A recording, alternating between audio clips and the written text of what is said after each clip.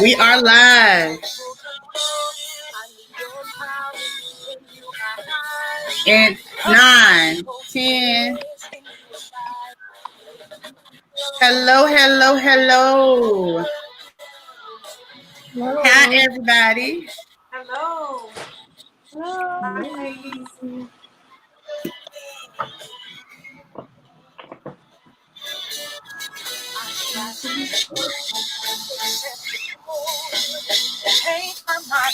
All right, we are on here.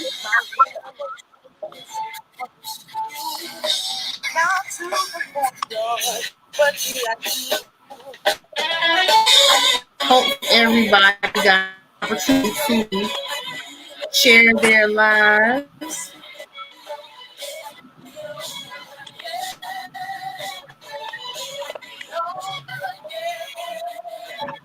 This is the Talks with the authors of Over Woman Anthology. So we got some people coming on. Let you guys get adjusted as you need to.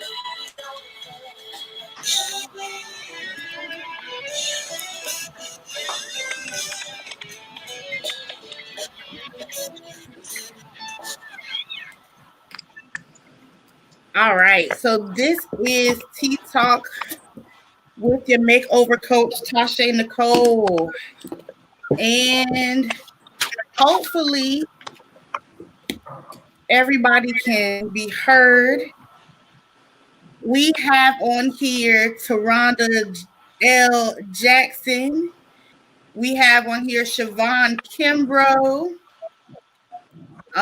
We have on here Tanya Lewis Rose and Constance Purnell, as well as Angelique O'Neill. And again, this is your girl, Tasha Nicole, the makeover coach.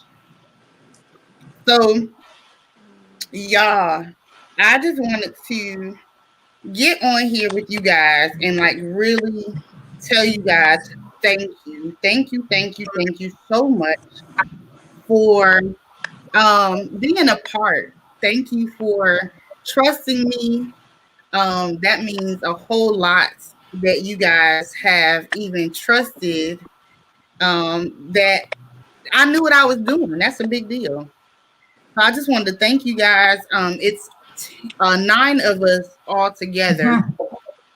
I think, look, I got to count. Yeah, 8, 9. So it's 9 of us all together, but we did have one ghostwriter, and I want to say her name and shout her out so bad, but I'm not because I'll get in trouble.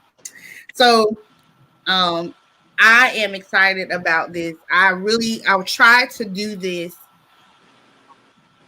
2 years ago, and I did not get the response that I felt that was needed in order to get the job or get it done the way that we needed it to be done.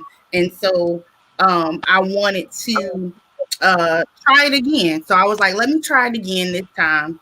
And I had I mentioned it in another chat that we were having, and everybody was like, yeah, I'll do it. So I was like, okay, let me see if these people really gonna do what they say they're gonna do. So I sent out the emails, and a majority of you guys responded, even from the actual post that I put out, because I did like a little survey just to see who would want to do it. And some of you guys even filled out the survey. So I'm so happy that this is actually coming to pass, because like I said, I tried to do it 2 years ago, and it was like God was like, just try it again. Just ask these people again. So I decided to do it, and I'm glad that I was obedient, because I have some amazing women who decided to do this with me. And so I'm excited. I just wanted to tell you guys that part of how this kind of came about. I was also talking to a friend, and going to do another segment. I'm gonna leave that out because there will be a like I. So I want to say thank you guys again. So let's go ahead. This Um, my first, and everybody can answer this question, however you guys see fit, is why did you want to be a part? Why did you decide to go ahead and be a part? Okay, so who do you want to go first? It doesn't Whoever matter. wants to first, don't matter. Okay. It doesn't matter. Whoever talked first, it doesn't matter. Well, let me properly introduce myself. My name is Let's Angela O'Neill, see.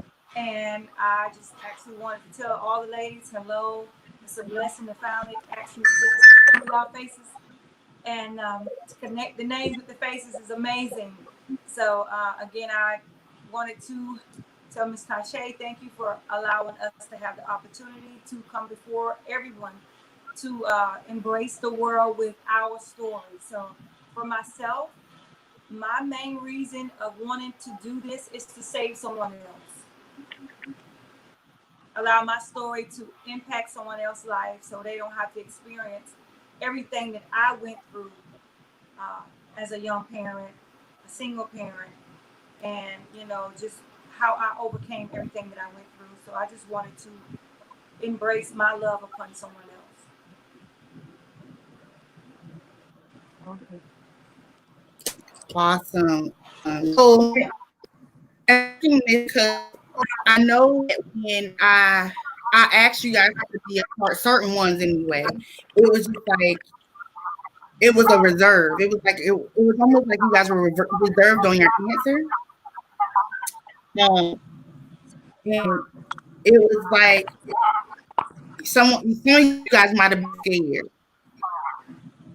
So that was one of the biggest things. That's why I'm asking this. So why did y'all want to be a part?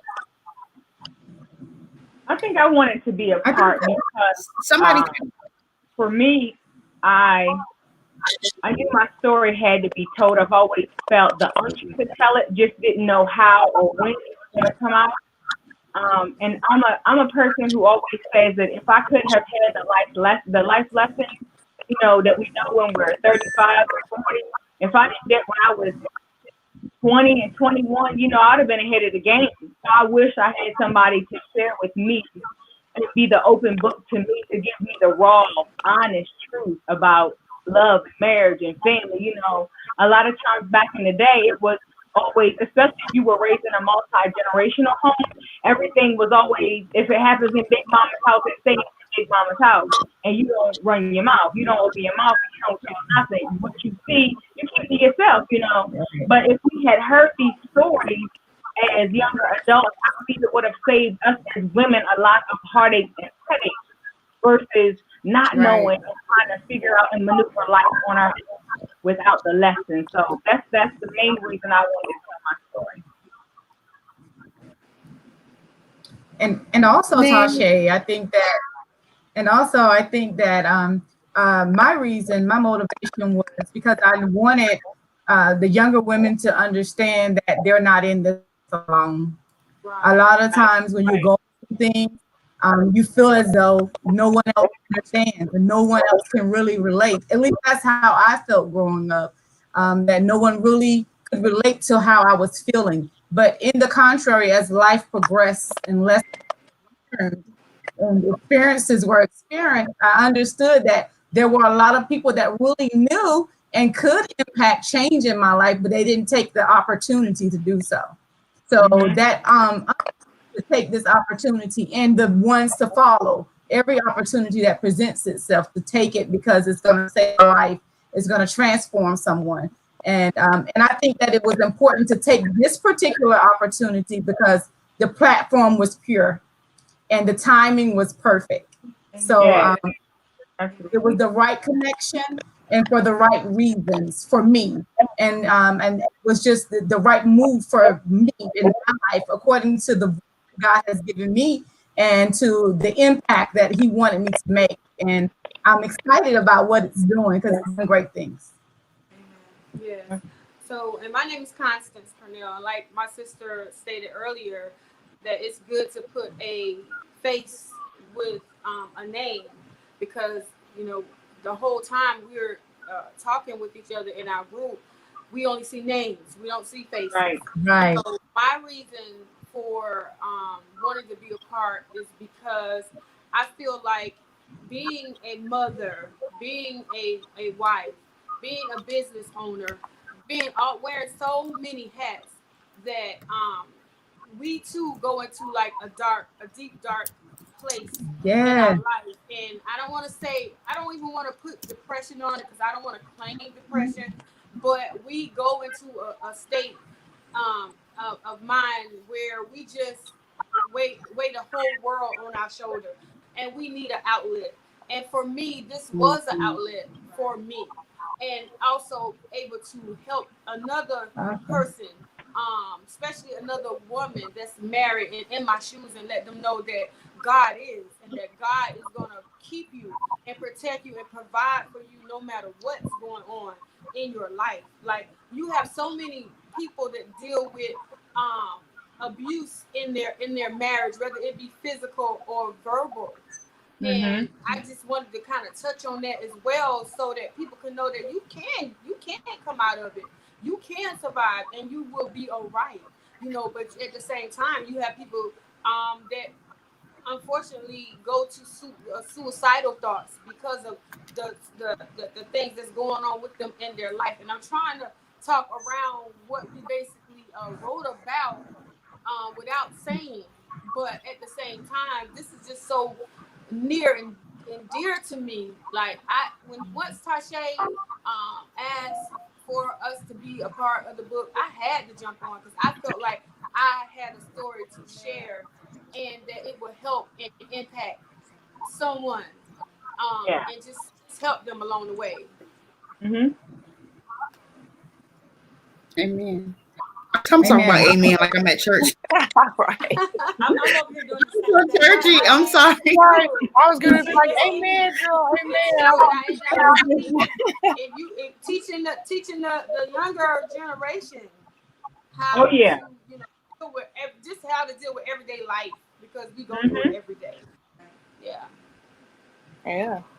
Oh, I'm gonna go ahead and chime in. I'm Siobhan, and I think this was a wonderful project, something that I've been, one of those things that you kind of have in the back of your mind that you kind of want to do, but then it's like, how in the world am I going to get it done? Who's going to do it with me? Will I actually have the opportunity to do it? And so, our wonderful visionary, when she presented the idea, I thought this is a wonderful opportunity to tell Yes. my story, to tell my truth about overcoming. It's something, you can share one on one with individual people, but to have an opportunity to tell a group of people, a group of women about how you can overcome. And like Constance, I don't want to give it away or, or say too much about all the details in there, but man, it is something to be able to walk in your freedom and walk in your own truth. Something that inspires not only yourself, but you hope that it inspires other people as well. So I was definitely, I am excited to be a part of such a wonderful work with you, other amazing, amazing women. I can't wait to read all of your stories. Absolutely. Yeah. I think Now another y'all don't thing. have to really act like this interview. Like it's not an interview. We just talking. Go I ahead. think that the other thing Ah, that came to my mind, the reason why this is great, because a lot of women suffer in silence, and they think that they're mhm. you Yeah, they're know, the only one. right. And like you said, I don't want to give it away, but when you're thinking about the topics that we wrote about, like young women, like we don't talk a lot about, how we feel, what's going on. We're taught to sometimes keep things secrets, and we just don't have the support system. And I felt like this book, like Constance said earlier, would be very impactful, and I think that it will bring about change in young women's lives. Yes, Right. Yes. absolutely. It's And opening it's the gonna give door for them, them to actually talk and have a conversation yes, about it, besides holding the secret yes, and keeping. right, right. Amen. So one of our see here. So we have one of the um individuals on here that is like listening in, and she said this project will impact generations and break curses, and she's Amen. very excited. This is actually Yes. one of our Awesome. sisters, Lucia Yes. Brown, Yes. um, Wow. Yes. of Woman Awesome. Blooming in Season. And Marcia. so this is, Lucia. yeah, so she's watching. She's watching. She can hear everybody. So I'm just excited because not that was some one of the things that I know that I said when I was married or after, even my divorce. Like, I really feel like there are some things about marriage that I feel like I really would have liked to have known prior to getting married. And like my family, majority of, I mean, like the older generation, like they're still married, but our family is very meek and mild. They're very quiet. Like everything is a need to know basis. And if you don't like directly go to them and talk to them and ask them, and Siobhan can attest to that, if you don't really go to them specifically and ask them that question, they're not going to be like, "Come here, let me sit down, let me talk to you, because you're about to get married. So let me just let Right. me just give you some wisdom and talk and tell you what you might need to know, and Right. and kind of give you my perspective, or to help you along the way. And then it's also having that as a mentorship too, because you need to have those people in your life that is going to help you through the process, because marriage is a process. And so if you don't have those people in your life that are able to put you in a place where you can be held accountable for the things that you do, and say like that was wrong, or this is right, or don't do that, or don't do this, and you don't have that, then you're bound to go astray and you're not being held accountable. And that's for both us and for male, our male counterparts. If we don't have somebody that is there to help us to stay on track, then we're bound to get off track. And I think that a lot of things that I wish I had have known, so that, maybe I could have done things a little better. And now I know. So now my thing is, now that I know, like when I have people who are married, like if I see something, I'm honestly that friend, whether you tell me or not, whether you talking to me or not, if I see it, I'm gonna pull you. And I'm gonna be like, nah, sis, nope. I had a young lady, we were at a rehearsal one time, and she was taught, her husband was the music director, and she was talking to him, and she said something to him, and as like getting smart with him. And I said, no ma'am, no ma'am. I pulled her off to the side and was like, no ma'am, what you don't want is for another woman to see you frustrated or getting smart with your husband, because now that gives her the opportunity. That's a foot in the door, sis. Mm-hmm. Oh That's yeah. that's a foot in the door for her to see that you disrespecting him in public. That's a foot in the door. So don't even do it. I'm gonna need you to reel that on in and get on him when y'all get in that car or when y'all get home. So it's just certain things that I feel like, and just being a single mother, there are some things like just the resources and different things like that I really felt like I wish I had have had somebody to put that opportunity in my face and say, like, this is what you need to do, or this is the route that you need to go, or these are the resources that you need to be able to do it. Like, everything was trial and error, for me. Right. And Right. so I just want to have, and that was, the reason why, like, I really feel like it's needed to put it down in words. And I mean, we put stuff down in words, but we didn't even touch the surface of what actually needed to be talked about and said. Like, it's going to take more conversations and forums and stuff like this um to be able to actually get that Might to I add too, Tasha, we as women need to stick together. With that being said, meaning like I am my husband's second wife, but had I was able to gotten introduced to his first wife, then maybe we could have sat down as women and had conversation about certain things that I'm dealing with now, because I'm pretty Mm. sure she's dealt with it prior. But we as women, if we could just know how to come together and say, okay, yeah, I was married to this man at one point in time, but now you getting ready to get married to him, and girl, this is what you need to know. Put But it is that down. safe though? But wait, let me ask you the question though. But is that safe though? Listen, I don't know if it's Is that safe. safe? I just feel like we as women should be able to, in other words, stick together as opposed to.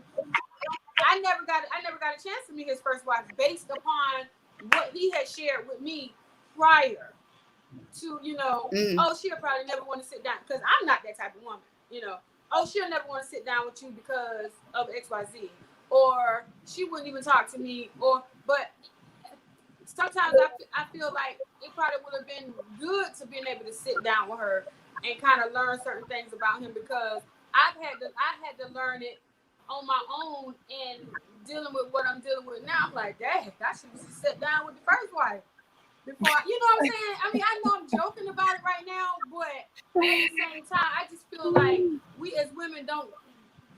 I don't know. We should be able to. And I get what you're saying when you're saying, is it safe? It may not be safe, but you know, no, kind of.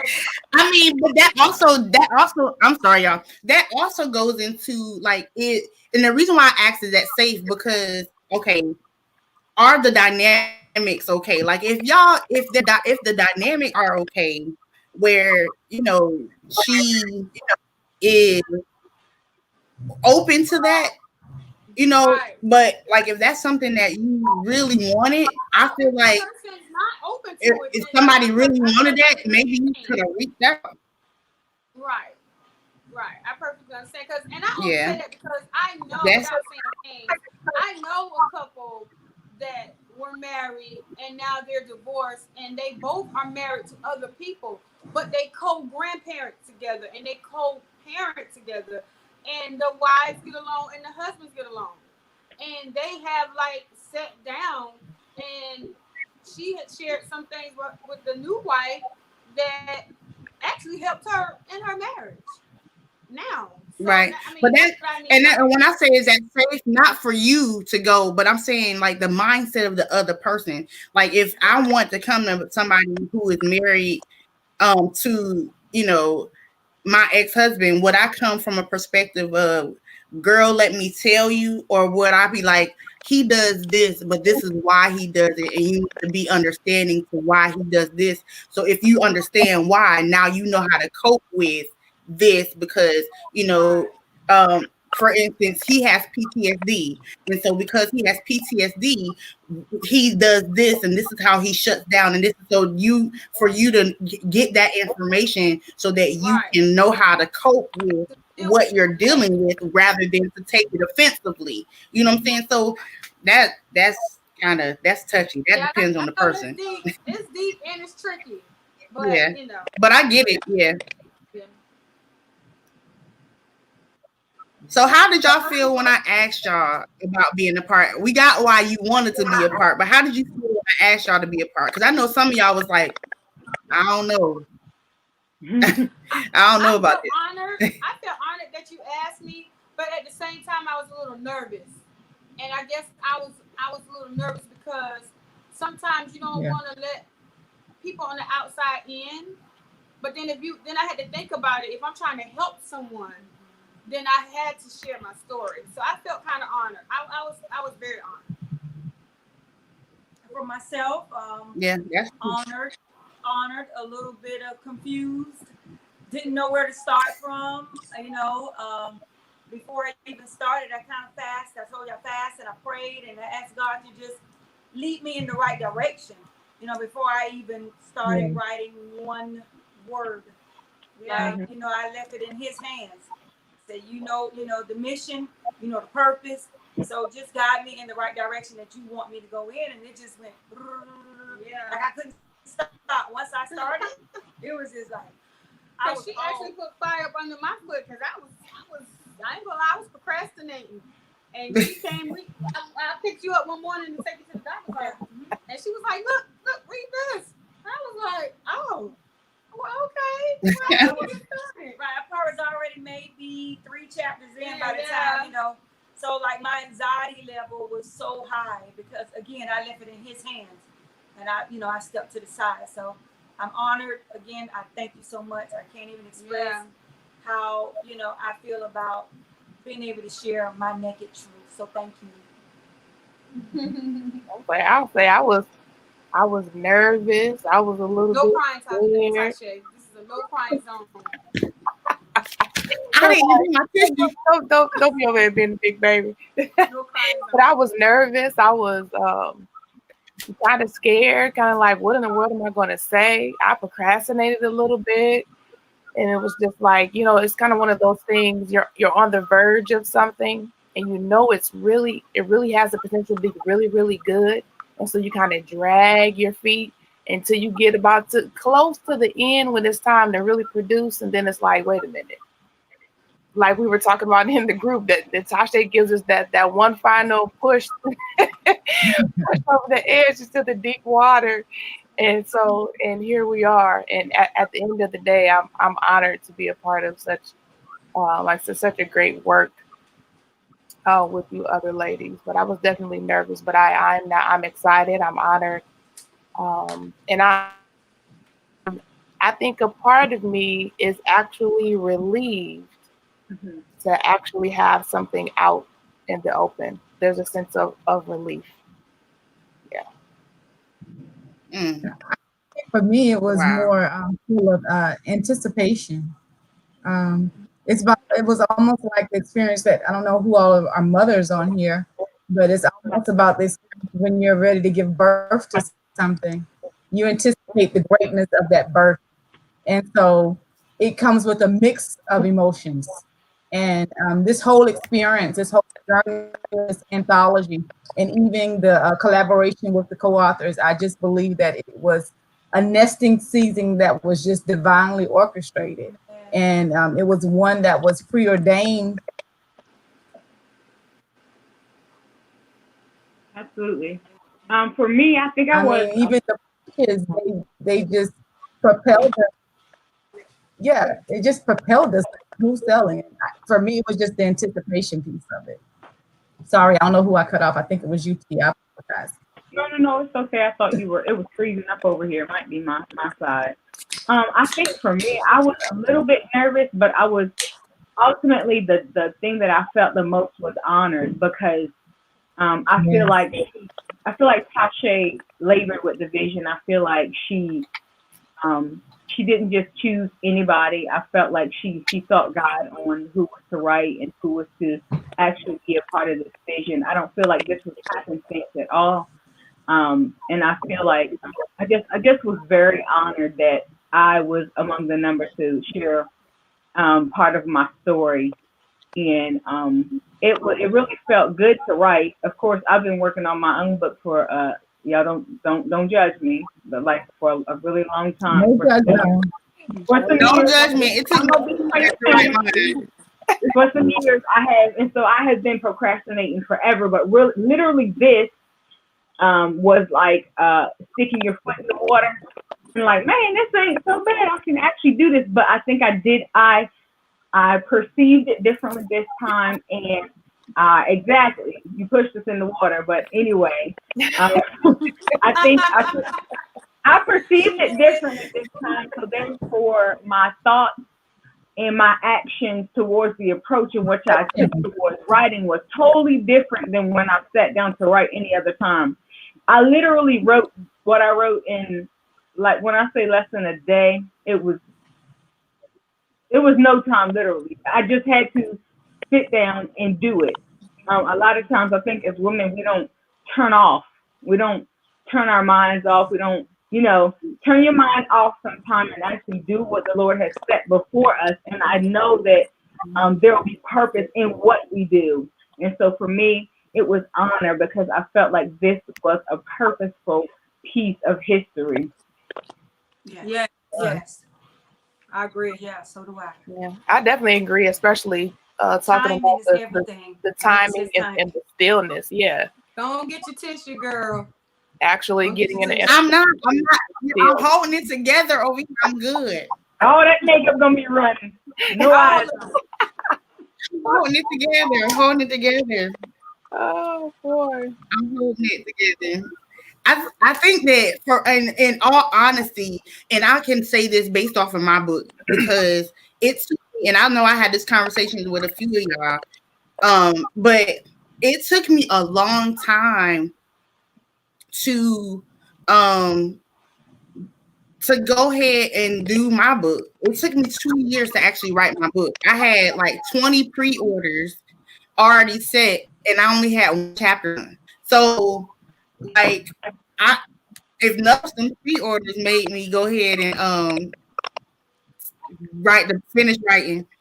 But in reality, it took a lot for me to write my book in reality because I had to make sure that I came from a place of I had to make sure that I came from a place of forgiveness. I had to make sure that I came from a place that I was not bitter or angry. I had to come from a place of, understanding. So there was a lot of factors that kept me from it's kept me like in a place where I wasn't able to produce it as fast. So there definitely is judgment, and I understand why some of you all were, scared or what have you, because um, it. I have to explain it. Like Siobhan said, it's a relief for you to get it out on the paper, and for me, honestly, even with writing in this anthology, like I was kind of nervous, like because I wasn't sure of even what to write because I was like, okay, I done put everything in my bio or my book already, so I don't know how much more I can say without giving out real, like not real, but all the dirt. But I was like, I was nervous because you have to be careful of sometimes when you're writing, especially when it's your truth.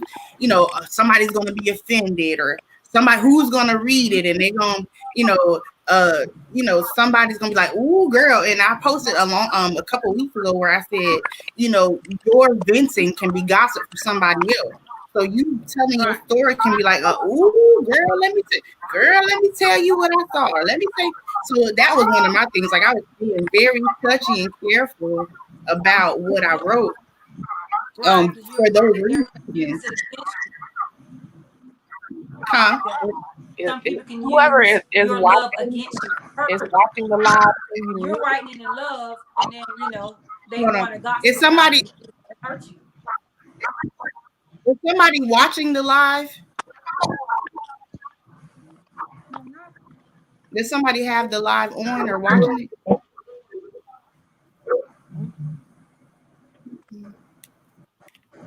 Okay, it's quiet now. I think, and it only seems like it happens when I talk, but I don't have it on either.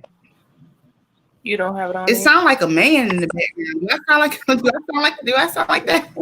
Yeah, I heard it, I but sound I like a thought man. God was actually talking to you, like You do telling not. you something. You do not. Yeah. Cause it does. It sounds like a man. I'm like, Yeah. She does. Okay, like well, somebody watching. I'm sorry. Go ahead. No, I was just piggybacking off of what you said. You are putting out your truth to save someone else, but then somebody could take your words and harm you for what you said. That they could just take your goodness and turn it into bad. Picking Right. out, the bad part. Girl, I didn't know she was going through that, or I didn't know he was treating Mm-hmm. her this way. But again, our whole purpose of this is to save someone else, and hopefully by them reading our portion of the book, it can teach them what not to go through what we've been through. Right. Exactly.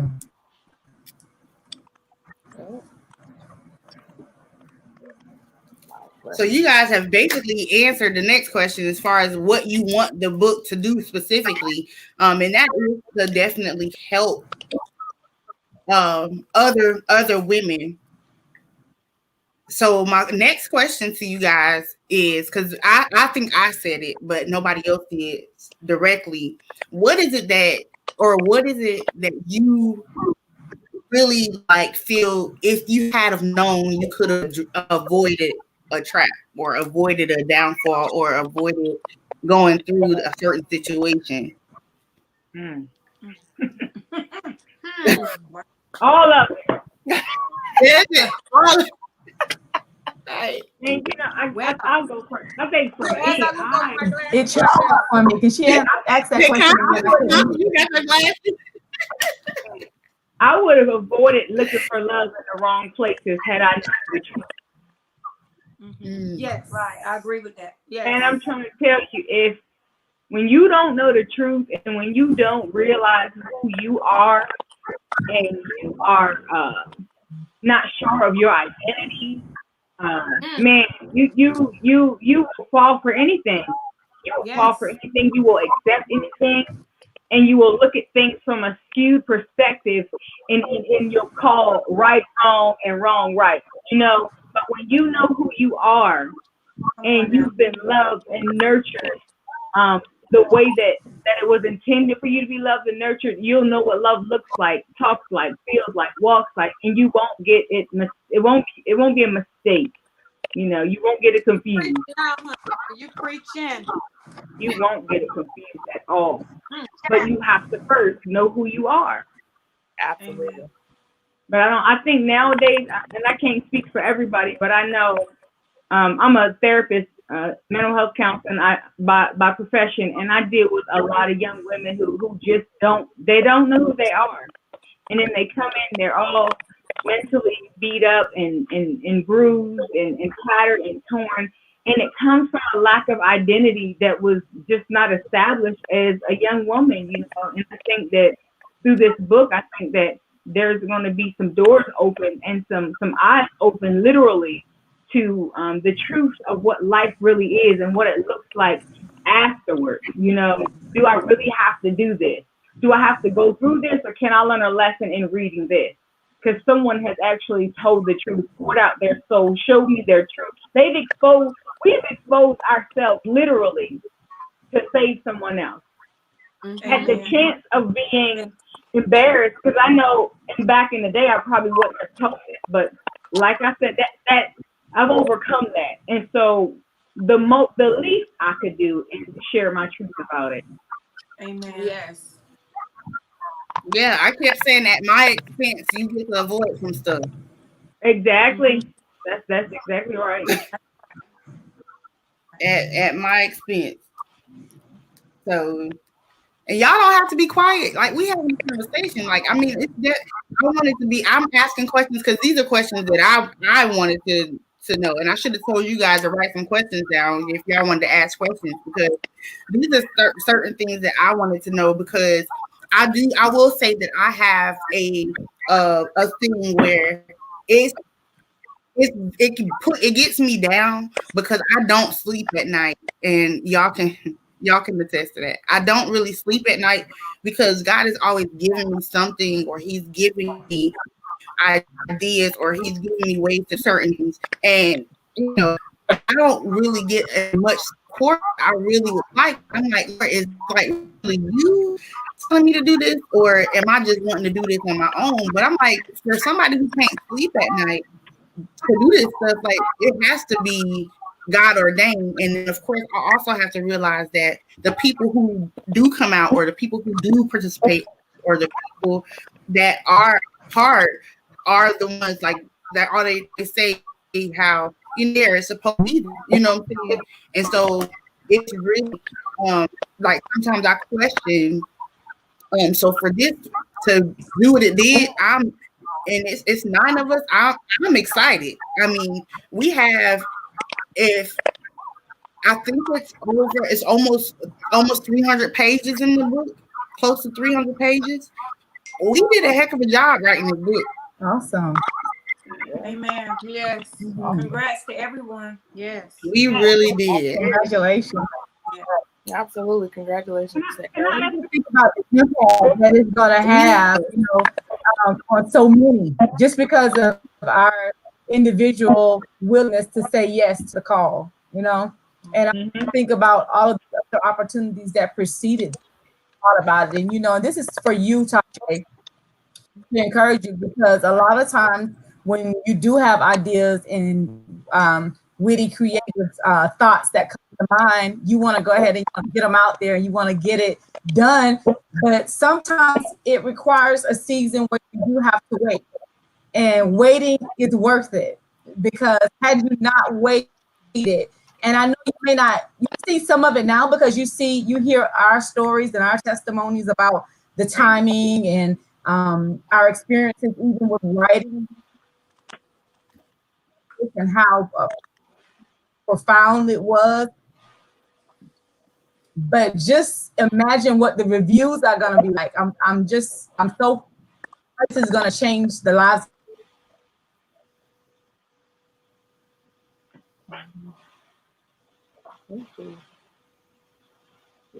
Did she go out a little bit? I Yeah. think she's frozen. Not sure if she's done or not, but just to piggyback off of her, definitely understanding that there's timing, and within that timing, there is an audience for a specific time, for a set time. There's an audience for that. And just to allude to that, right? Maybe this, it wasn't obviously it wasn't the time when God first gave it to you, but that's something that we're also learning. Sometimes God gives us something, and it's not for us to share immediately right at that time. Sometimes we have to hold it and let Him cultivate all the other pieces, and then when it's time to be revealed, then here we are. This is the time. This is the time, and this is the audience for it. And this group of women, obviously, this is the group of women that God wanted to plant and bloom in this season. And so, and here we are. And I think that so many people are going to be blessed because of the obedience and because of our faith and because of us just having a willingness to just be open and say, you know what, God, here we are and here you go. And we're going to sit back and watch you do the rest. Right. And I believe that something, I really believe in my heart, something good is going to come out of just us being obedient to Absolutely. Paul, Yeah. And I will say this, I really feel like this was a labor of love too. Yes, I I feel like second that. I second that. Yeah. Thank you guys so much for your comments over there. Thank you. Yeah. Hey, Shavetta. Y'all, Shavetta's on here. Hey, Shavetta. Hey. Yeah. So I definitely want to piggyback off of that, what you were saying as far as you and Tanya were saying as far as timing. Yes, and that's something I can't hear my audio. Huh? Yeah. She said her audio keeps stopping. Okay. But yeah, as far as my audio is choppy. I couldn't hear. Okay. Oh yeah, no, I heard. But as far as timing is concerned, like with timing, a lot of times, even with this, like this time and this season right now, everything is about timing. You feel what I'm saying? So right now is the time for us to use to actually perfect those things, And I think that with the timing part of it, it's sometimes not time because you're actually in a season where you're actually building and perfecting it so that, it takes time. And a lot of times for either my book, it took me 2 years. And then also for like my makeup brushes, my flat irons, like it took 2-3 years for me to be able to get that stuff and actually physically have it in my hand and be able to sell it. Now I put it out there, of course, just so I could see what the response was, or kind of test it, do some surveys and things of that nature. But I definitely agree with the whole timing thing. I really agree with that. And Shavetta is also she's a life coach, well, a business coach as well. and she said she has to purchase 4 books for sure. And Shavetta has always been one. She's always been one to support. Literally from the very first time that I even did the women's conference. Like Shavetta was like one of the very first people to sew into the ministry, and she honestly. Every year, Shavetta is a sponsor of the women's conference, and Shavetta and Divine Oasis is always a sponsor for the women's conference every year. So there are, and somebody said it earlier, where and it was on Constance. Constance was saying earlier in her live that you find where you might feel people are against you, but then you'll be surprised how many people are actually for you when you're actually doing something. So you find out how many people are actually for you in those instances. And so it's really important to, learn how to encourage yourself. And that's something that I had to do. And I always say that I'm for the underdog, because it's a lot of people who are not given the opportunity to do things, because, especially in Colombia, it is super, super cliquey. It is super, like, if you're not, if you're not somebody that they feel needs to be in the in crowd, or like, and it's funny because you can be in the in crowd and not be in the in crowd, and I don't know if that makes sense to some people, but you can be in the in crowd, like they'll only invite you to do certain stuff, but if it's something that might overlap them, or if it's something that they feel like you might get too much shine on, you will not get an invitation. So, I just had to learn how to create my own stage. But even in creating my own stage, it's, even with that, like sometimes that because it's like you always doing stuff and you're always by yourself, which is okay. I don't mind being by myself. But when I say by myself, I'm saying it as in I don't want to have any shine without sharing it. So anything that I do, I try to include other people, because I feel like we're better together. And that's when I say, when I mean, not because I mind being by myself, because I'm okay with being by myself. Because honestly, like, other than the fact that I can't go to work, like, I'm okay with this whole shutdown. Like, people are like, you're able to be in the house and not go nowhere and not do nothing. I don't even go outside, y'all. I'm okay. I am in my bed on that computer. But to other people, they're like having a panic attack because they just got to be outside and they got to be doing something.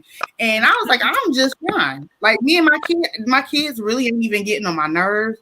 They know my routine. I know their routine. Like, and it's so amazing to me, because some people trying to put their kids out on the street, get all their clothes and just leave them there. Wow. It's just, I think that everything has to do with timing, and everything has to do with the individual. And I genuinely in my heart, and I feel like sometimes I'm always trying to collaborate with somebody, but I just believe that we can do better together. If there's something because there's always something that I can do that someone else can't do, and there's always something that someone else can do that I can't do. So we have to take that opportunity to glean from each other and use the opportunity to, be able to really push each other and gain strength from each other. And that's just me. I agree with that. I also want to say something about even this particular time. Like you were saying, a lot of people have been off work. I myself, I've, had the opportunity to work from home for the past several weeks, and my God, have I enjoyed working from home. I've, only have to go to the office. Well, now they have us going in one day a week, but even still, just the fact having this downtime and saying, okay, God, what exactly am I going to do with this downtime? And so I think that it is a great statement to say, even though everybody else is other people may be going through calamity or rough times, trials, even some of the women in this group may be going through some down times, God can still produce even in the rough season. And I think come on, you don't preach. Come on, preacher. I'm not trying to preach, but I'm just saying, I think it's important to acknowledge the fact that God can produce in a tough season. And for other ladies to see this project during this time, I think, again, the timing is so important. So thank you, ladies, for your obedience to even step out on faith and to do this project together with other women. Y'all have no idea who I am. I don't know who all of you are, but we had enough faith to work it together. Right. Yeah. Yeah, and that's the thing. Like, it's a lot of things that being said about women not being able to work together. You know what I'm saying? Like, it's always something about women not being able to work together and do things together and help each other. And I think for me, like with my women's conference and with this, my thing is we have to show people, no, we can work together. We might not agree on everything, and that's okay. But we need to learn to agree to disagree, and also learn how to do things with each other where there is no, you know, bunch of Absolutely. There is positivity. yeah. So right. Right. Constance and them quiet over there, and they usually be the ones, especially Angelique. Angelique, you are not on restriction, honey. You Well, can, to be honest, you are not on restriction. whenever somebody else is speaking, we can't hardly hear them. So that's why we're kind of quiet. It's like we can barely hear them. Oh, Because you guys' We're volume trying to is put the low pieces to me. together. But now when you reiterate, then we know what you're talking about. Okay. is it that your volume is low? I don't know, but it is whenever I can't see who that is, but she has on the pink. Is it pink or red? Siobhan? Siobhan. Siobhan? Whenever Siobhan speaks, I can't hardly hear her. Okay. Well, it's the same for you guys. You guys are low to me too. Yeah. Y'all might have to turn your volume up though. Maybe try to turn your volume up on your phone, because that might be why too. Yeah, and I turned mine all the way up. Yeah, mine is. Okay, and I can hear y'all. Everybody fine. Did y'all turn your volume all the way up? Because the funny thing is, and of course, everybody on here is older than me. I'm the youngest one out of everybody. I'm the baby. Whatever. But I'm 25. yeah, okay. I'm 25. But you look. I mean, you can pass. You can pass. You can pass. I'm joking. I know. I'm joking. I'm gonna let you shine, you baby. Right. You got all this wisdom behind you. That's all this wisdom. Right. So that's why I'm like that. That's why I'm laughing, because I mean I'm the baby of the group, but there is a lot of wisdom, and I'm like, even when I sit and talk, because me and Constance for probably about 2 or 3 years had a salon together, and like sometimes, and I don't even say so, ain't no sometimes, we was always in there, like it was just always like a session. It was always a session. Always. I mean, like it's always a session. Like, and either we in there, either we crying. Of course, Constance ain't crying, but she had her little. But it was just always a session. It was just always, and I appreciated being able to glean wisdom. And I remember I was telling Angelique earlier this week, it was a time I had come in there and I was fussing about something concerning, my household. And Angelique gave me that look like, shut up. I remember that all too well. Yes. She gave me that look like, shut your mouth. She didn't say 2 words to me, but she gave me that look like, shut your mouth. And I was like, okay, conversation done. Right. Because you was definitely trying to let the enemy in where he did not belong. Child, because I was mad. Right. Hold up. They say, okay, KK. What they say? What I was mad. Okay, KK. Yes, she was mad. So yeah, it's like the wisdom, from you guys and stuff like that, is really something that I cherish, and I think that someone else will definitely cherish. Latasha Samuel is on here. She said that I pray much success on the book, ladies. Thank Thank you, you, Miss Thank Tasha. you, Tasha. Tasha. Y'all see? Can y'all see the comments on the side? Yeah, we can see a Cause little y'all can, bit. you should see. They should be on your right hand. Ouch! They should be. You can see them on your right hand side, and y'all can type in the comment section too. Well, I don't get And the talk to comments. the there. people. Okay, we I see can't where type it in the says live chat. comments. Yeah, we can't You type Y'all it. should can be put. able to. No, just private, Okay. not live. Only Oh, I don't know the if we difference. go over to YouTube, we can, but not in here. Oh, so where y'all at?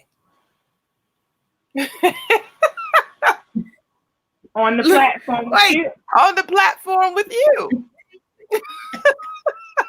Okay, no, because y'all should be able to see the We can You see should the be able to see the comments, comments. but we can see them, but we can't comment. Right. Oh, Only in private, but not in the live. oh, I ain't know that. Constance tried something and she kicked herself off. But I don't know. I'm definitely excited about what's going on. I'm definitely excited about you guys. And y'all give us something. Give us something. Give us something. Give us something. Cause I know either.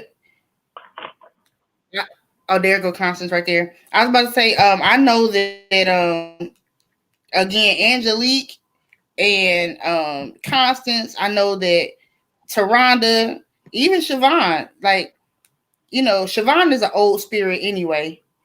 She's so old. Don't be But talking about That was not yeah, nice. she's such an old spirit. She's You're gonna like get old she's too one day. right. no, she's just an old, like, she's always been like that. Like, she was 7, but she was like 47. You know what I'm saying? Like, she was old. Nice. I won't deny it. I've always been an old soul. I will admit Yeah, it, she's old. and I will admit it, and I will receive it, and that's all right with me. They've called me mother for a long time. Oh my. Wow. Listen, Never wrong with so that. no, it's not. And I think, and that was just I was sharing with someone else, like, the type of person that I am in reality is I literally like to sit in the room of wisdom and share things and like, be like a little kid with my legs crossed and my hands up under my chin, just listening to what's going on and what's being said and what's being given to me, because there's a lot, I just, like I said, even with Constance and Angelique and them, like, they're like a part of, I guess you could say, my older cousin crew. They're they're O'Neills, and like, I think, Constance, how old are you? 45? Bless your heart, baby. Thank you. I'm Thank you for the sure compliment. 25. I'm 51 this year. Oh, shut up. Oh, Yes, March you look 7th is amazing, 51. honey. You're solid. Where was I Come at? on. I don't So, know. I mean, yeah, it's just a lot of wisdom on here, and I feel like that's what we had. We put, like, we put that into the book. You know what I'm saying? And I promise you, like, even if y'all want to be in volume 2, I'm sure that there is stuff that Yeah. you did not Exactly. Right. that you did not put in there, because we can, like I said, this is going to have to actually be a session where we're all sitting down with the people, and we're actually talking and we're pouring into them, where it's like a panel. And like, it's 4 people in here now. I don't know where they are. They're not talking. They on here. They watching. But like, my biggest thing is, like, I want it to be, questions, and I want some people to get to have dialogue with us so that they can get some answers to their questions and get some situations that they might be in to get some wisdom on how to handle their situation. One thing that I tell people all the time is that you need to focus on the one thing that you can control, and that is you. And I call them I factors. And when you focus on yourself, then you can focus on um, learning the mistakes that you made, and so it's easier to impart that wisdom to other people because you're actually able to say, I learned from the situation, I learned from my mistakes, and so that in itself is amazing. Yeah. And I know I didn't probably kill every last one of y'all on the phone for hours before. I'm sorry. That's all right. It was needed. It was needed at that time, and we don't mind. Yeah.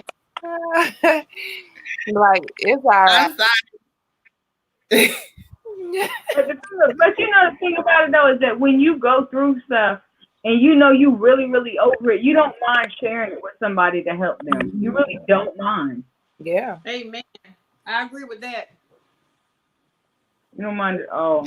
I think Absolutely, you do, because you want to be able to help the next Don't laugh at person. me, toxic. Don't judge me. I'm laughing because Constance ain't said one word in the whole. But she.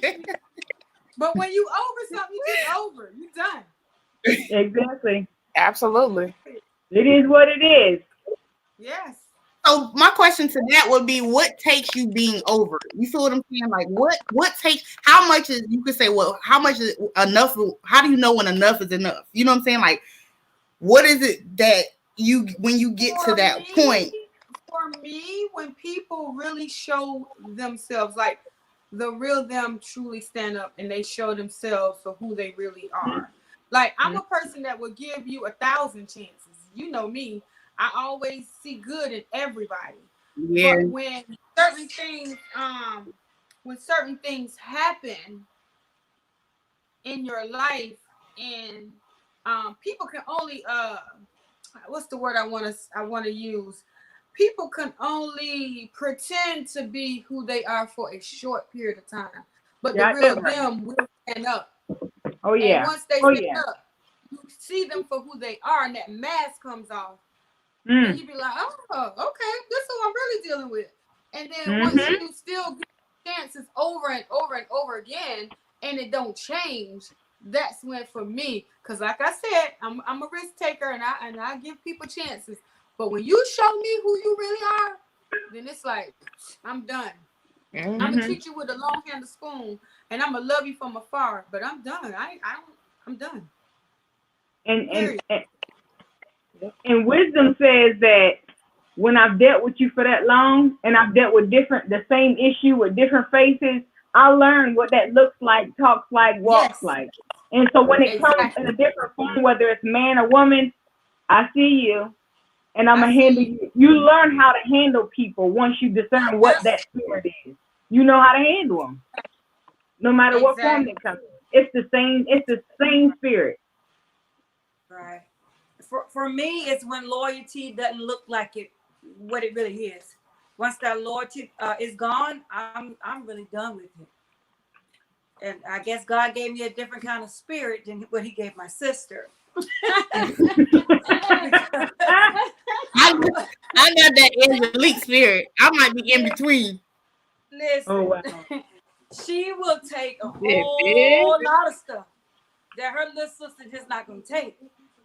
Like, point blank, I'm zero tolerance to once that loyalty is gone for me. And I'm only speaking for me, and I'm pretty much done with it. Like she said, I'm gonna continue to pray for you. I may even still give you the shirt off my back, but once that loyalty is gone, that's it for me. That's it.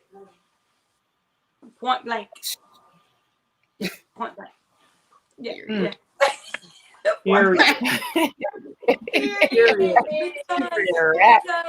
I guess again, once you allow somebody to continue to show you who they really are, how much more can you take? Like, I'm not going to allow you to keep embarrassing me or belittling me or disrespecting me, and I'm letting you think that it's okay. So that goes back to what somebody said earlier. When are you going to know your worth?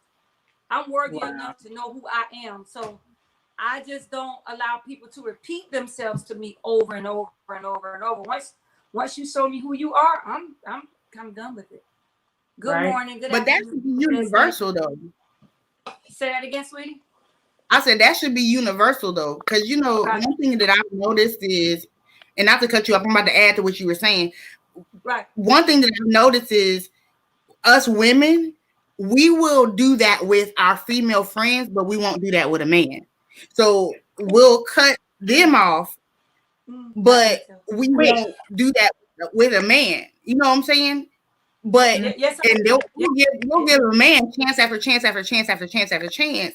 But when it comes to the females or our friends, we like, But it's almost like for me, I'm zero tolerance just across the board. I don't care if you're a woman or a man, or if you're a child thinking you're growner than me. So once you become that person growner than me, I'm definitely cutting you off. Like, I don't, because I will put my hands on people, little kids. So go ahead and O'Neal. The list of we don't fool with bad kids. Right, I have grown children. And, I didn't accept it from them. I would not even accept it from my grandkids. So I don't even accept it from other people's kids. I'd rather, how you doing, sweetie? Have a good day, and then go ahead on. That's just me. I'm gonna love you. I'll give you a sucker, but go ahead. Have a good day. Listen, a sucker for the sucker. Get out of here. Yeah, go and have a good day. Listen, that's funny because Zion said, no, my son said he asked. You have a good day. That's it. Have a blessed day. That's it. If she tell you that. Have a blessed day. Yeah. We have nothing else to talk about. Listen. Wow. Listen. That's good. That's good because we have to learn to establish our boundaries, because that's a part of establishing our boundaries when we can, not allow people to continue to treat us a certain way or do certain things to us. And that's something that I'm learning in my journey is, establishing, and not just establishing boundaries, but establishing continuous boundaries, or establishing boundaries that don't let up, just being constant in the boundaries that, because it's like I'll set boundaries and then I'll start seeing change. And I'm like, okay, now maybe. And then they'd be like, nope. It is what it is. So, right. You become lax. So, yeah, it'd be like, okay, all right, okay, I could, nah, ain't gonna work. Or you think they changed? We want to blame ourselves. Right. We allow others to treat us some type of way. So, I learned that real early. What we're not going to do is treat me any kind of way. So, I'm going to let you have a blessed day. It was good. Right. We're going to let you go on. Deuces. Right. Out. Peace out. Right. Yeah. Absolutely. I got a whole bunch, and I guess that would be considered, you could say her safe word would be have a blessed day. But that's my safe word. Right, that's a have a blessed day. Because I got plenty of safe words, But at the end of the day, I think that, establishing those boundaries and like ignoring the red flags. How many of us have really done that? Like not just even seeing, like just getting into it and accepting it and allowing it to continue on. But what about the fact that we saw it coming from the first place and we still went in and ignored all of the red flags? Like, how does that, what I'm saying? Like, right. Yeah, I think we do that because that right there comes from a place of wanting to be accepted.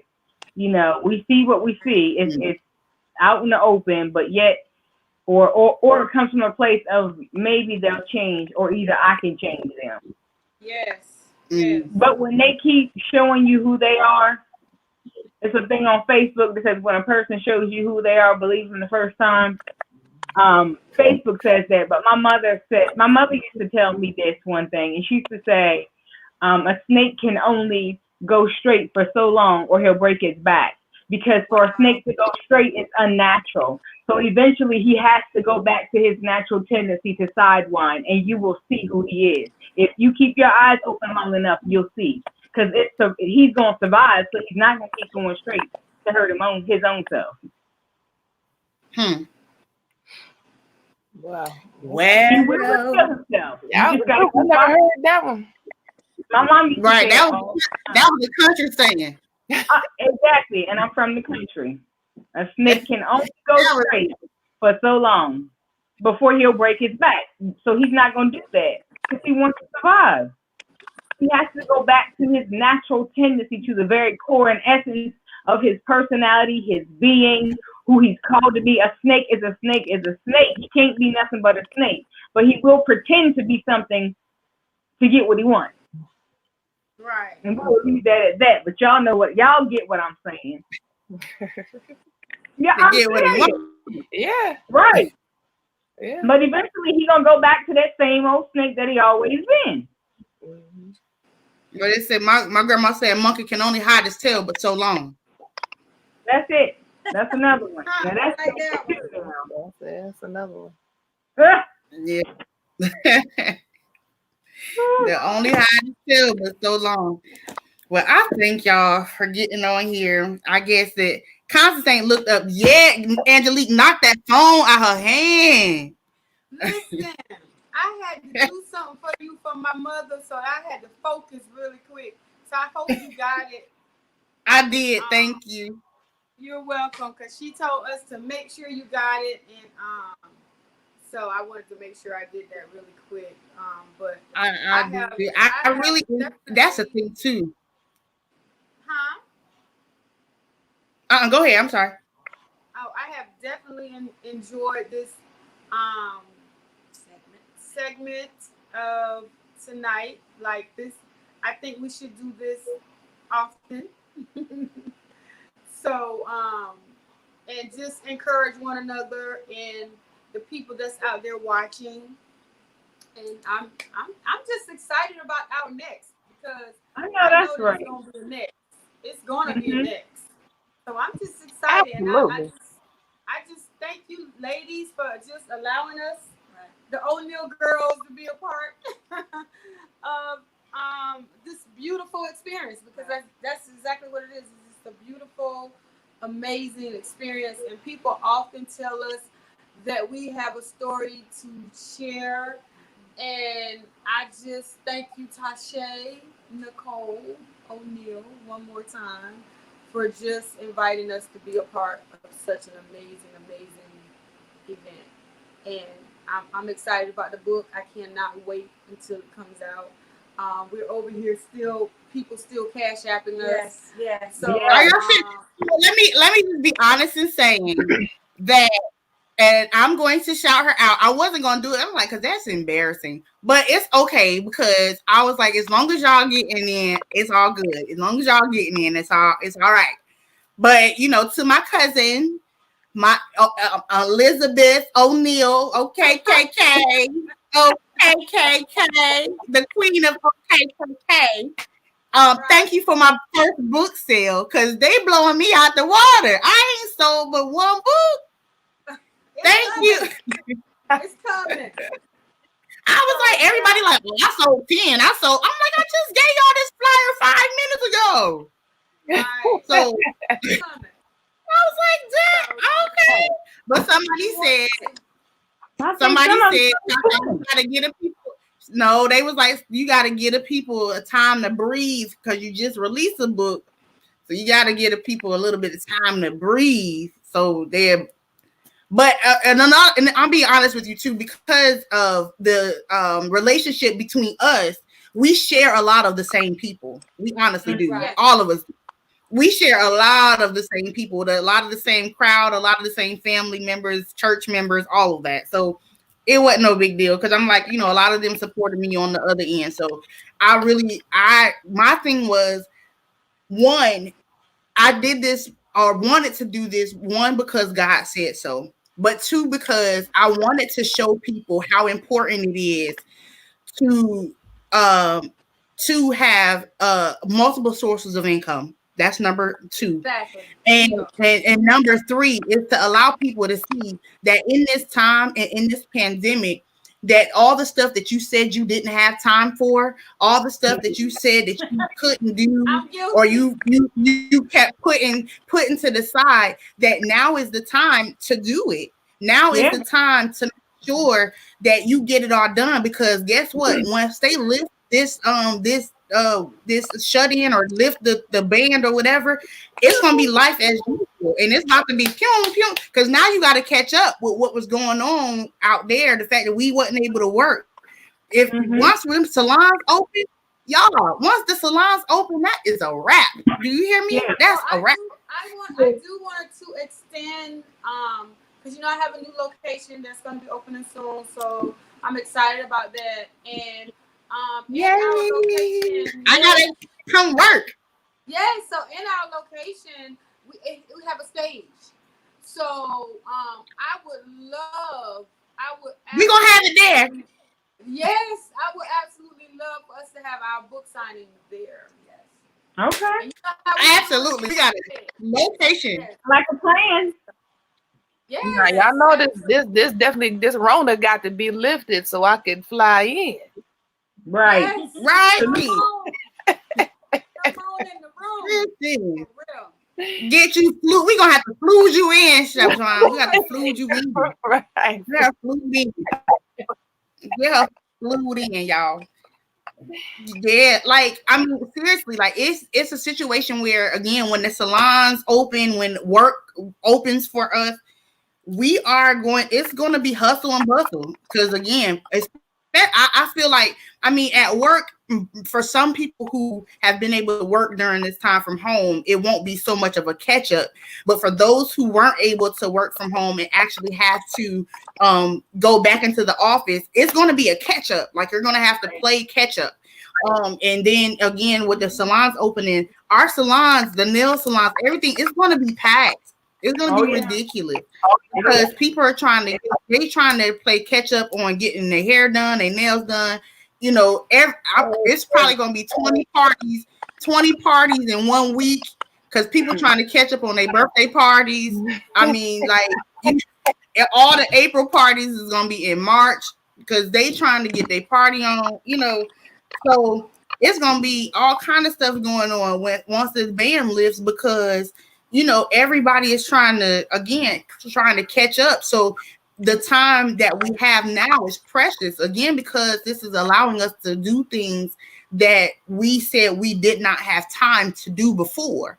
And so, you know, and I know for me, and that's probably another reason why I'm not sleeping, because like, this is not the only project that I'm doing. And because she already put it out there, I know it's safe to do it. But to like Tanya Lewis Rose, she has a book coming out on top of this. She has her own personal book coming out. And so that's going to be done very soon as well. So, you know, I have the opportunity to coach some amazing women. Huh? I said, then me next. Oh, yes. And then Constance O'Neill next. Listen, I'm going to need her to come on. Listen, so I pushed her off the 10, what they say, where the 10 inch,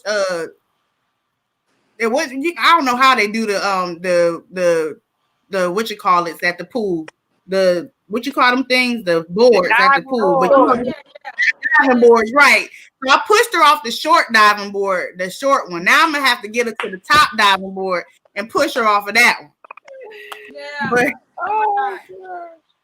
push her off the top. But yeah, like, we have things going on, and my mind is get all, and this is what something that I would say, not just on a spiritual sense, but allow God to use this time to do everything again that you said you didn't have time for. Get all the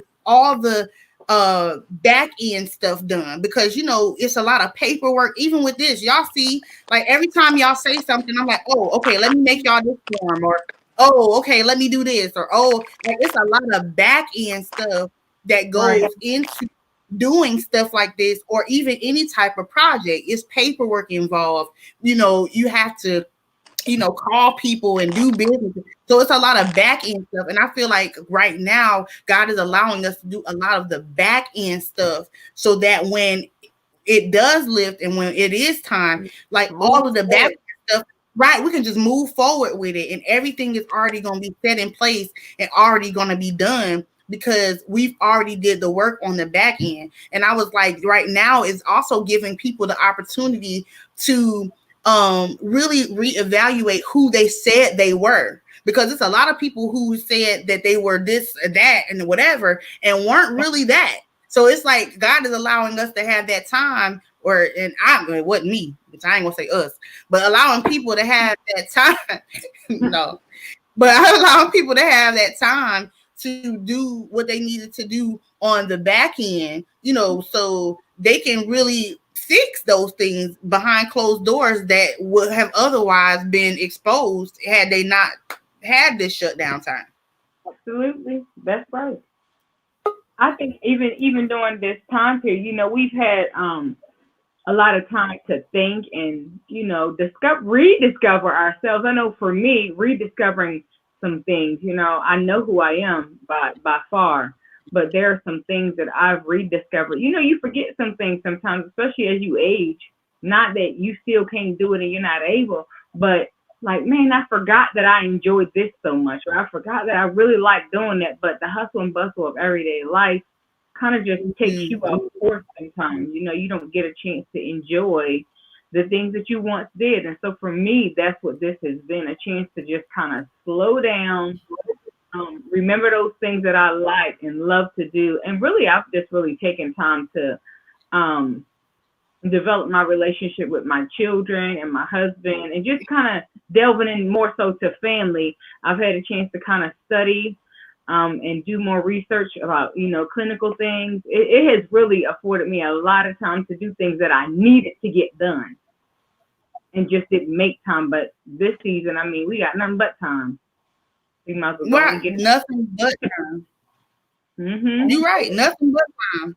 I agree with that. So even with all of this, is this how I know I've talked to some of you guys. I know Constance is, and I think Siobhan, if I'm not mistaken, but how has this made you want to really make the time to write your own book? Because this was only just a few paragraphs. This wasn't a full, you know what I'm saying? Like it wasn't a full on book where you had to do chapter after chapter on your own. Like where are you going to go from now? From here, are you going to go ahead and continue to use this time, or what do you got? What are your thoughts? Definitely, I'm gonna keep going because for one, I used to sit and write little bits here and little bits there, and not really carving out a time to write or even to sit and think like, okay, this is what I want to do. This is how I'm gonna get it done. But like I've had the plan all year, but what I did actually with writing this time is I actually sat down and I carved out a time where I did not want to be bothered. I came in my office and I shut the door. And when I say it didn't take me long, it literally did not take me. The actual idea and writing of what I came up with did not take me long because the thing about it is that writers, when you have the scribes, and I believe that the content is already inside of you. It's just a matter of putting it down on paper. Exactly. You have to sit and actually do that. So for me, yeah, it has been really encouraging me to keep pressing and keep pushing. So I will keep writing. Yeah, absolutely. I'm definitely going to continue. I mean, I have, tapped into some other avenues of writing. Like I've, written a couple of songs, and I've always written like poetry and short stories and things like that. But in working on my own book, I've just like you, Rhonda, I've been working on my own book for a while now. But actually completing this project, I think, has given me an extra piece of motivation and a little spark to say, you know what? Because one part of it is you almost feel like, can I really get this done? Can I really write this book? Like, am I really capable of such? But to finish this short work, which is a major project even still, but it's like the fact that I was able to accomplish that, I know that I can definitely, the long haul, complete an actual full complete book, extensive. And so I'm definitely encouraged to keep going and to finish what I have started. Absolutely. What was the toughest part about doing this though? Because I know for me, now I can be honest with y'all because it's over.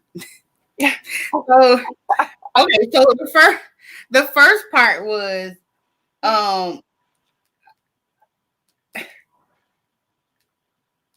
okay, I'm trying to see how I can word it.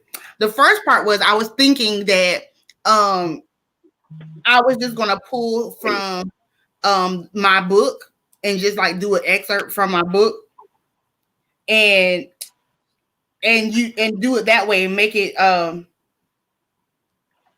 hold on, I'm texting in the group. But like I was gonna do an excerpt in my group.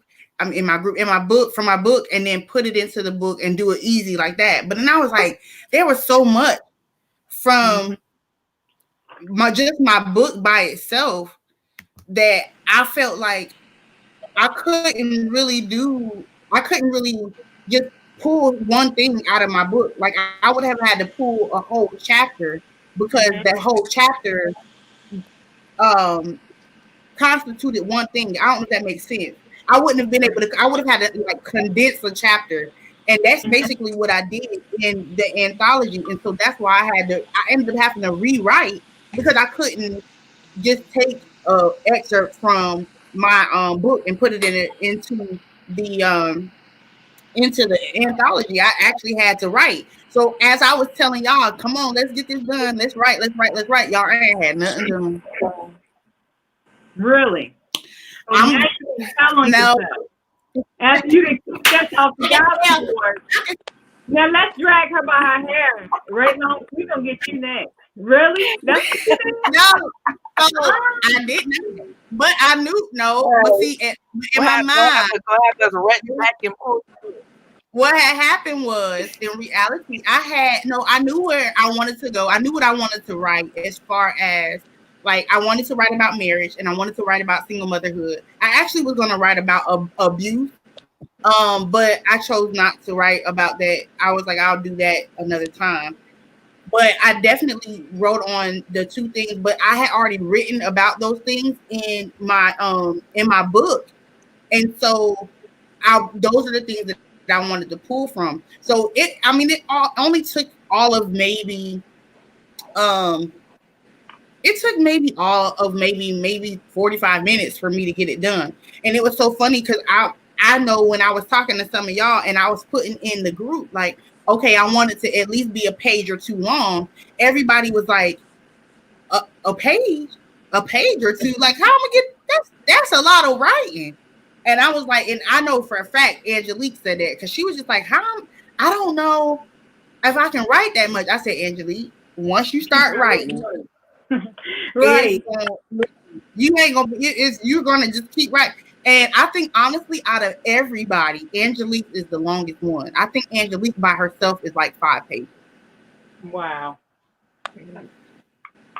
So like she a whole chapter by herself. You said we wasn't recording. We ain't live no more online, right? Oh yeah, we are. Oh, I thought. Why you need to? No. I said we still are. That the project is over. Oh, I'm sorry. Oh yeah, I was about to say. Wait. Look, I need to end broadcast. We got something we need to talk about. Don't need to. Hey, look. Oh, hold up. Let me hold up, Tarana. Let me push this red button. No. I just making sure because I was like, hold on. I was getting ready to get up and come back. Be good. No, but yeah, like definitely, like it's serious. Like once you start writing, you can have a writer's block, but once you start writing, it's just like an endless flow. And so I just was wondering, like, how many of you guys are actually going to keep writing? And I do have coaching options available if you guys need a coach. I need to ask you a question. when you write, this is a general question though. So like, if you get writer's block, right? What do you? I've heard a lot of things to do. People have like, okay, stop what you're doing, get up, go for a walk, come back. And I've just heard little things that people do, and I'm like, that don't work for me. Like putting it away. I have a couple books that I'm working on, but one of them, for me, it's a personal book, and more like a bio. But when I tell you that it drains me every time I go to write it, when I add to that book, it literally drains me because I feel like I am revisiting everything, and some things weren't so pleasant. So I'm revisiting those incidences all over again, and then I'll put that book up. And it's not something that I have writer's block where like I can't do this right now. I'll put it away, and I'm a therapist now. Been to therapy, but there are certain things that bring up old feelings and old thoughts, and it's like, you know what, I can't do it or I won't do it. So like, have you ever had that? I will be honest in saying that was another reason why it took me so long to write my book, was because it did bring up a lot of emotions and a lot of feelings for me.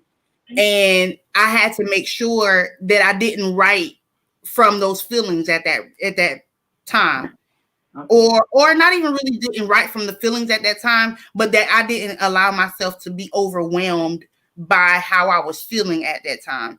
I could be over it or whatever, but it wasn't a situation where I was still dealing with it, but it just reminded me, you know what I'm saying, like, of how, dang, that was dirty, or man, that wasn't right, So I'm like, I want to write from a place of healing, not from a place of how I actually felt at that time. You know what I'm saying? Like, I could tell you, I want to tell you how I felt at that time, but I want to tell you how I felt at that time from a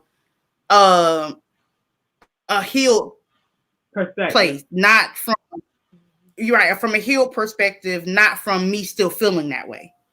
And so as far as writer's block is concerned, and I'm gonna touch on that a little bit more, because a lot of stuff that we think that we're healed from, we're not healed from.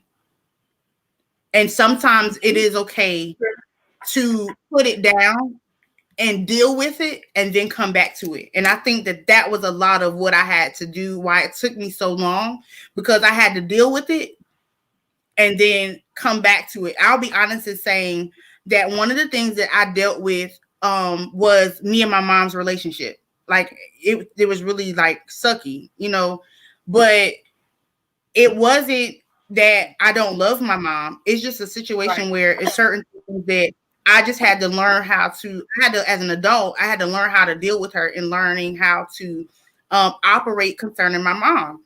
But one thing that I got when I was riding home with my cousins one time, and Holy Spirit dropped in me that, one thing that's holding you back from being successful is not bridging that gap between you and your mom, because you're going to need your mom, just her support. Even if you don't got to talk to her every day, you don't have to be all up in her face like y'all got this best relationship, but there has to be something there that will allow you to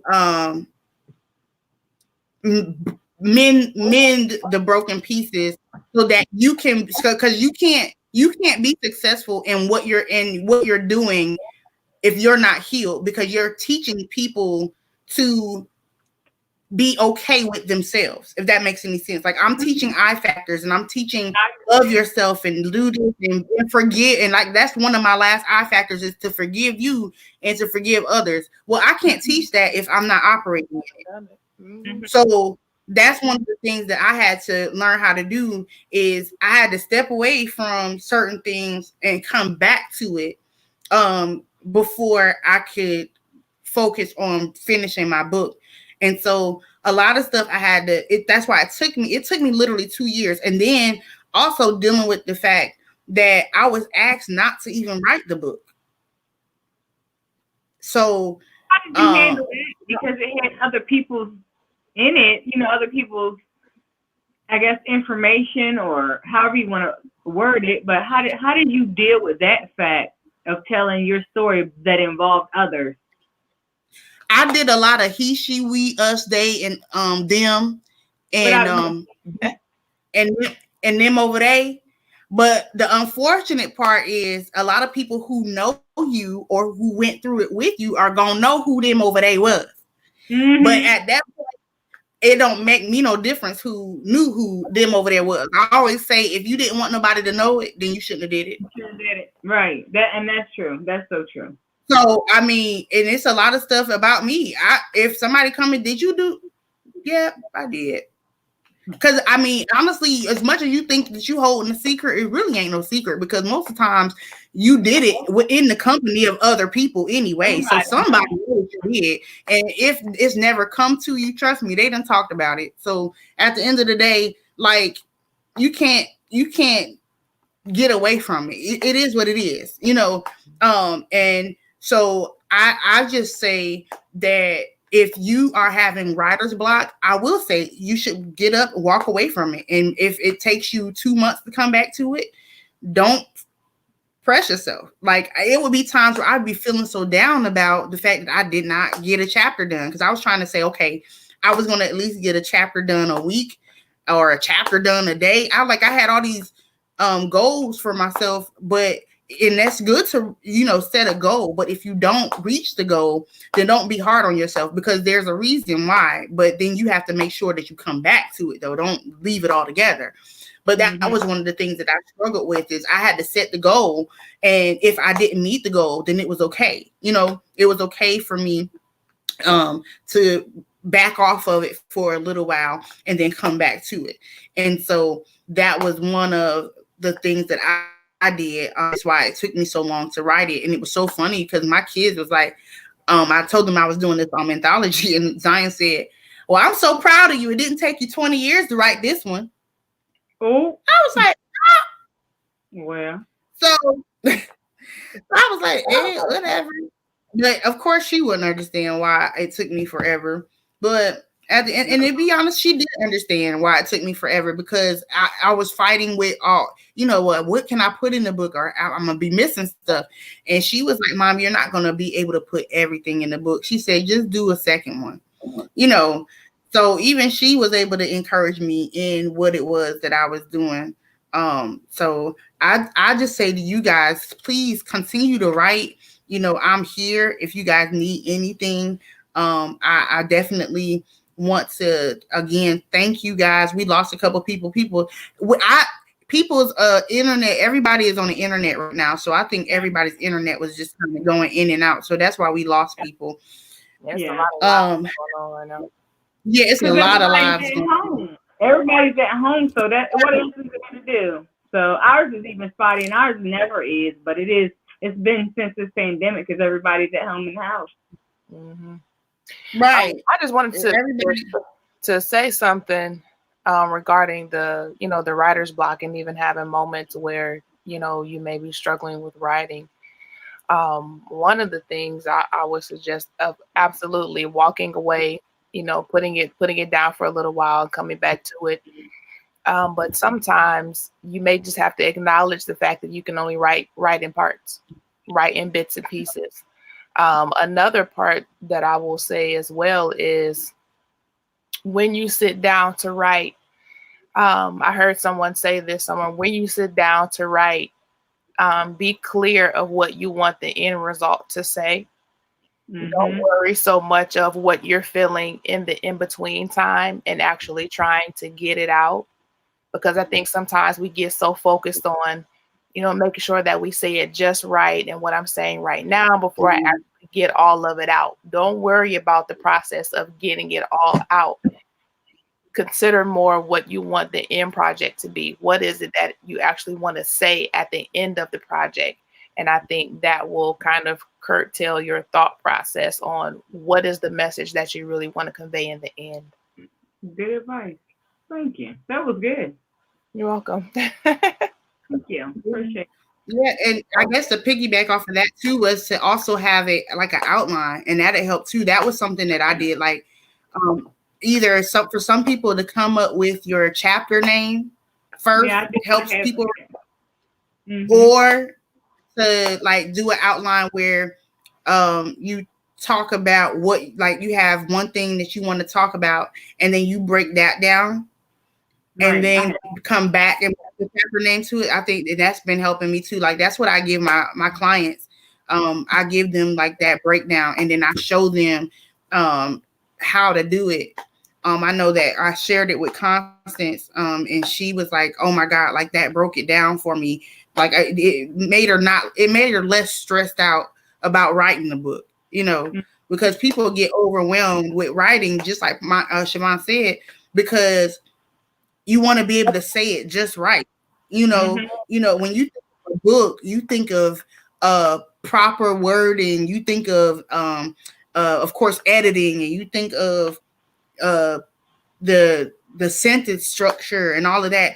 Like a lot of the stuff in my book, like I didn't do too much editing. Like if you read when you read my book, it's as if I'm talking. And Mm-hmm. that's how I wanted the book to be, is if I'm talking to you. Because I didn't want it to be all extra proper and all this stuff. Like my cousin said, Siobhan said, was yesterday, she was like, "Oh, my mom asked if she can get the book, if she can read it." And I was like, "Aunt Retta got my book." I was like, I think I got like 2 cuss words in there. Or like or not even, I think I abbreviated some stuff. I mean, it wasn't no cuss words, but like I abbreviated. Well, I hope she skip over that. Shoot, But black. you know, Look, Siobhan, just put a Sharpie marker through the word too. And just tell the mama that's a typo. Right. listen, we want the bishop and first lady to be like, "Oh Lord." But the thing is, and I'll be honest, I had to reel back a little because I wanted to do a whole. I mean, not that I wanted to do a whole bunch of cussing, but there are certain parts where I did want to like really express and say certain stuff. But I was like, okay, I have to consider my audience, and so that's another thing too. When you're writing, you have to consider your audience, because if that was like a urban, I guess, literature book, and I was trying to go there, then I would have been okay to go that route. But I had to consider my audience, and knowing honestly that I would be catering to every audience, and a lot of my audience would be people that I fellowship with at church, and a lot of Mm-hmm. people that would be family members and things of that nature.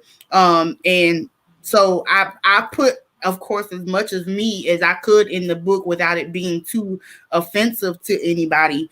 But that's something else that you need to consider too when you're writing, is your audience and who you're writing to.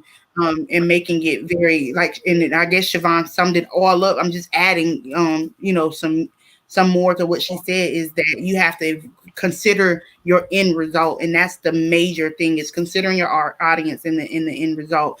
And so even in this anthology, I think that everybody did an amazing job. I literally, when I was reading this, I had to do get my tissue, because a lot of you guys' stories had me in here like, and I'm like, I never knew that certain things that you guys endured or went through, or it was relatable in certain instances that even with Constance, like certain stuff that she was writing, it was very relatable, because of the industry that we're in. And so I just want to tell you guys that I appreciate you guys. I love you guys. I really want to thank you guys again for trusting me. We have been on here for well, an hour and a half, because we were on here, 2 hours because we've been on here earlier, but an hour and a half. But I just want to tell you guys thank you. I didn't get to cry tonight, but I'm sure I'll cry when we all get together for real. I was trying to keep it together for the people. But Right. it's really important to me that we all work together. And for me, support is everything, because I find myself, I support a lot of people. And I think, and Constance said that earlier, on her live. Like, we support a lot of people. We give a lot of money. We show up to people's events, and Right. my thing is, if nothing else, at least share my post. At least encourage other people, even if you didn't buy it. You know what I'm saying? Just encourage other people to buy it. Like, Right, thanks because, for sharing. huh? I said, right, thanks for sharing. Yeah, because I can be in a situation where I can't afford to buy it right now. You know what I'm saying? I might not be able to do it right now, but I want to be able to support other people, and by telling them, hey, you go do this or do that, and they'll never know if I support it or not the way I talk about it. But at the end of the day, like, support to me is everything, because it just allows you to feel a little bit more confident about what you're doing when you have support. And so I just want to tell you guys, thank you for supporting me in this, because it was a purpose. It was a purpose. And I think that a lot of women are going to be touched by this, man. Like, a lot of women are. And I honestly believe that you guys are the forerunners of this. And the fact that it's out there, and the fact that you guys are excited about it, I think that the next time I say I'm doing an anthology, I might have to tell some people no. That's,